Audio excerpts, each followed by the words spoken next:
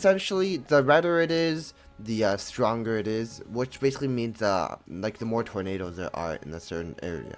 Now what does this mean? Let's zoom in on the pink one because that is the most important one. If we go ahead and right click it, we can see it gives us a brief little description, but just so you know, the pink and the red ones are going to be the ones with the greatest tornadoes. Oh yeah, look, this pink one just turned red.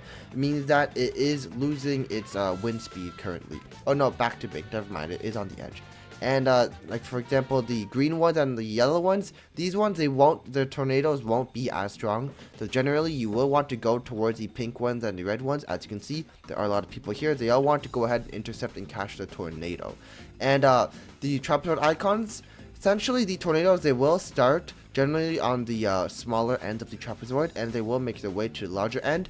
But you will also have to go ahead and account for any kind of unpredictability in these tornadoes, as these tornadoes, they will change courses. Now on the map here, other than the tornado icons, there is also going to be the base velocity here for the radar product. So if we go ahead and click that, as we can see here, we can see what is currently happening to all of the tornadoes on the map. So for example, in this area, we can see that it is mostly green and even a little bit of blue. And what that essentially means is that the velocity is decreasing at a rapid rate, with blue decreasing quite fast.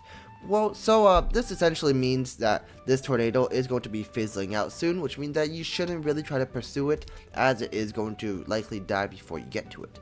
And instead, if you go ahead and see a brand new tornado that is in a very red area, or even like one of these beige or brownish areas, that means that the tornado is rapidly gaining a lot of momentum, which means that you should go to that tornado and go ahead and try to place down one of your probes to earn some money. And what placing down a probe means is placing down one of these devices that will essentially calculate a tornado's wind speed and generate you money for that.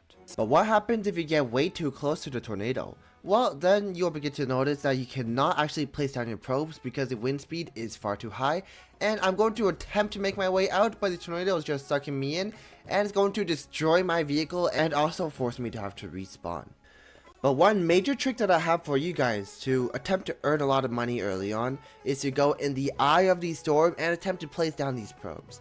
Now most of the time you won't be able to place them down due to the insanely high wind speed, but if you do manage to have a slight moment where the wind speed is under 60 miles an hour, then you can go ahead and place it down. And as you can see, I've placed that one down, and I'm checking the map here to make sure that I am in the very center of the tornado, and I might even try to go even closer to the tornado, but I just cannot place it down when it's that close.